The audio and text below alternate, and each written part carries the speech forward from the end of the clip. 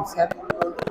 Sir আসলে আপনি আমার অনুপ্রেরণা, আপনি আমার জীবনের সবচেয়ে কঠিন মুহূর্তগুলো আপনি আমাকে অনুপ্রেরণা দিয়েছেন।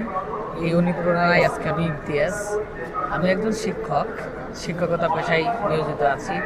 আপনিও একজন শিক্ষক। আসলে আপনার মতো স্যার আমি নিজেকে গড়ে তুলতে চাই। আমি সবসময় স্বপ্ন দেখতাম যখন আপনার ক্লাসে আমি থাকতাম, এই যে একটা দীর্ঘ টাইমের ক্লাস, দেখা যাচ্ছে 1 ঘন্টার ক্লাস, আমার কাছে মনে হতো 10 মিনিটে শেষ হয়ে যাচ্ছে। তখনই আমার মনে হতো যে আমি যদি এরকম শিক্ষক হতে পারতাম। এই যে অনুপ্রেরণা, সেইখান থেকেই কিন্তু আমার স্যার শিক্ষক হওয়া। এখন আপনি আমাদেরকে উপদেশ দেন আসলে আরো ভালো শিক্ষক হওয়ার জন্য কি করতে পারি। আপনি জানেন আজকের এই বইমেলায় আজকে আমার একটা বই প্রকাশিত হয়েছে। হ্যাঁ, আমাদের শিক্ষা, শিক্ষক ও কৌশল। এবং আপনি এই বইয়ের মোড়ক উন্মোচনের একজন অতিথি হিসাবে আপনাকে রেখেছি।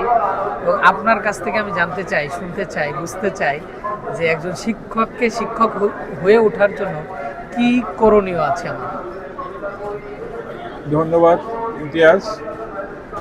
আমার গত ২৬ বছরের শিক্ষকতা জীবনে তোমার মতো রত্ন আমি খুব কম পেয়েছি। আমি গর্বিত তোমার শিক্ষক হওয়ার এই পরিচয় তুমি দিচ্ছ, এই পরিচয় পরিচিত হতে পেরে আমি নিজেকে খুব ধন্য মনে করছি।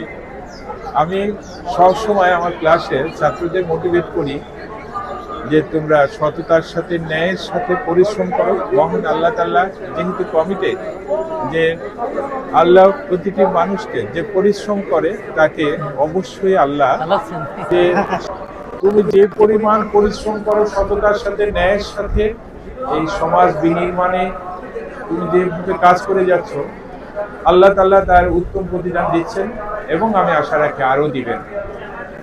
আমি নিজেও তোমার মতো হতে পারিনি। তুমি এখন, তোমাকে আমি এমন কোনো দিন নাই যে আমার ছাত্রদেরকে তোমার উদাহরণটা না, তুমি হয়েছো এখন আমার মোটিভেশনের জ্বলন্ত উদাহরণ।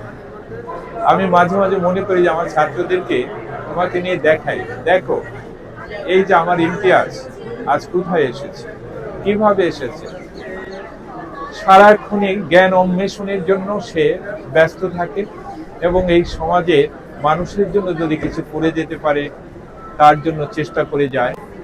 তো আমি তোমার এই বইয়ের কথা শুনে আমি এত বেশি খুশি হয়েছি।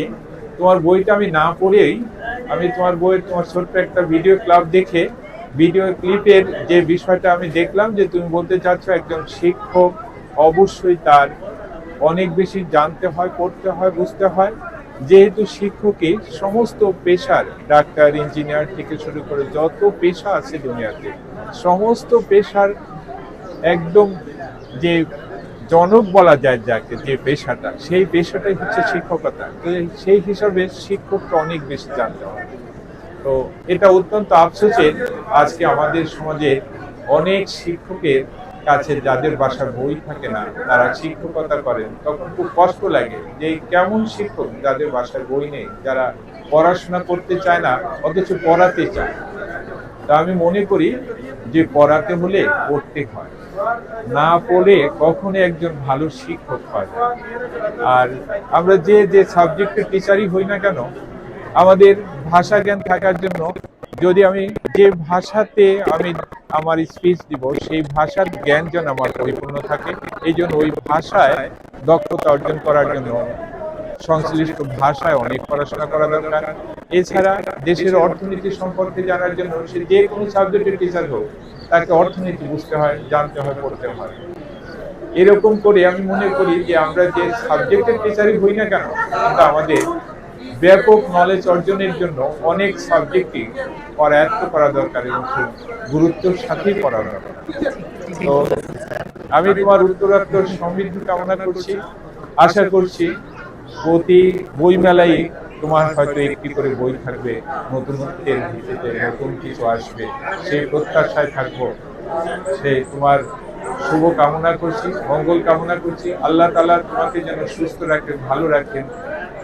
মহান আল্লাহর কাছে এই দোয়া করি এবং আমি যেন আরো গর্ব করে তোমার কথা সবার কাছে বলতে পারি। ধন্যবাদ স্যার, আপনি আমার জ্বলন্ত মোটিভেট পারসন। আপনাকে দেখলেই আমি একটা স্মৃতি আপনার সম্পর্কে বলি। আমি সবসময় বাচ্চাদের কাছে যে আমি রাত ভরে অঙ্ক করেছি, অঙ্ক মিলে নাই। আপনি যখন টিকাতলি থাকতেন, আমি উত্তরা থেকে টিকাতলি যেতাম।